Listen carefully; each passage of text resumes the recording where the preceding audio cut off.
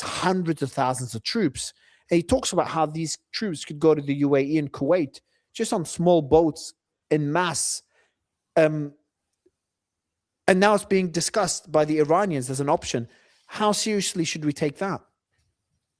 At this point, given the fact that a lot of the other things they said they would do, they did, despite the fact that a lot of people were very skeptical in the administration about that, I think it would be very foolish not to at least consider the risk of something like that happening. Now, I think there are other reasons why they're saying these things, because even though most of the conversation has been about Khark Island or Keshm Island, there's also suspicion and some indications that the actual targets may end up being 3 islands that are in Iranian control but are claimed by the UAE, Abu Musa and the Greater and Lesser Tomb Islands. Now, there's a historic dispute over these islands, and this would be a move that would be very favorable towards the UAE if the US did this. It would put pressure on the GCC because the united GCC position is to side with UAE in this conflict. And would make it difficult for the Qataris and the Omanis to necessarily oppose it, since they do agree with UAE's position on these islands. But it would also be extremely foolish, because you take these disputed islands and you end up in a scenario in which you're really fueling Iranian nationalism, because this is a very, very central important position to the Iranian public, these islands. So I think the threats of doing this against the UAE is partly reflective of the fact that the Iranians are perceiving, and perhaps they have good intelligence on this, that the Emiratis are moving very fast into becoming an open party to the war. Unlike the other GCC states that have still kept themselves out, they are very upset with Iran, obviously, for the attacks. They are shooting down whatever they can shoot down, but they're not going on the offensive. They're not part of the larger war in their definition. But the UAE seems to be the country that is the closest to actually getting directly involved. Oh, wow.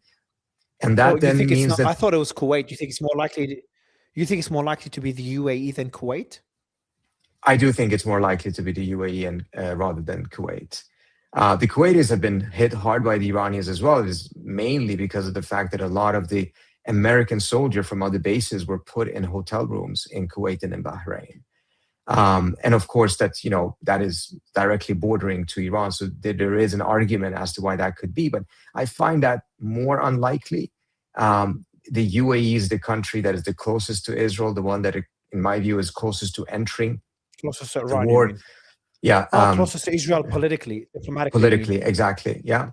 And this is also, of course, a country in which the de facto leader, MBZ, just tweeted very harshly against Iran without mentioning Iran just a couple of days ago, that the UAE will not be pressured by terrorists or something like that. So I think that... it wasn't MBZ. I think it was one of his advisors or senior advisor. I'm sorry. Posted that. I'm sorry, yeah. But bottom line is, that's where I think you're seeing the climaxing of the tensions between the Arab and the Iranian side here. And that is probably a key reason as to why the Iranians are making these threats. Now, in the past, they have made these threats, and it's not been that they would actually take it physically, but they would essentially raise both Dubai and Abu Dhabi in case the Emiratis actually actively enter into this war. Again, I hope we never go in this territory. I think it's complete lose-lose. I think it would be a huge mistake for the US to go in with ground troops. And every time the US has escalated or Israel has escalated, the Iranians have counter-escalated, and everyone has ended up being worse off. Yeah.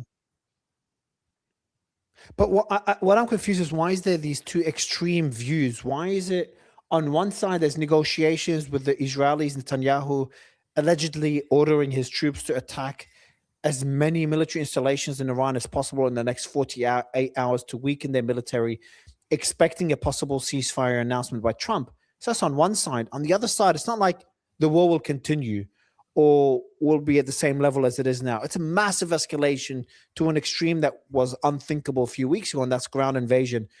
Why is there that massive disconnect between these two possibilities? It's not like they're close in some way. Either one is a bluff, preparing for a ground invasion, and the negotiations are again yet another bluff, or the ground invasion is a bluff to pressure Iran to accept the off-ramp terms or some terms in the off-ramp. I mean, if it is the the 15 latter, I point would plan or say whatever that it the is. administration has not learned anything in the last 4 weeks because they constantly thought that more threats of war, more aircraft carriers, et cetera, would eventually cause the Iranians to cave. And they did it. Instead, Trump ended up in this war. To think that at this point that they will cave because of ground troops, I think is equally foolish, if not even more so. If the United States goes in with ground troops, could they take some of these islands? Absolutely. Could they keep them? Difficult, but they could. But at what cost? Suddenly you would have hundreds, if not more, American killed in action. These are islands. They're not moving. The Iranians can shoot at them from a very short distance with all kinds of different missiles without the US having the type of air cover and air defense systems that would be needed. So one thing that Trump has not yet suffered from, despite the fact that his base is starting to get nervous about this war and could completely collapse if the economy becomes even more aggravated, but at least there's not been that many Americans killed. You would likely have that if you have this ground invasion.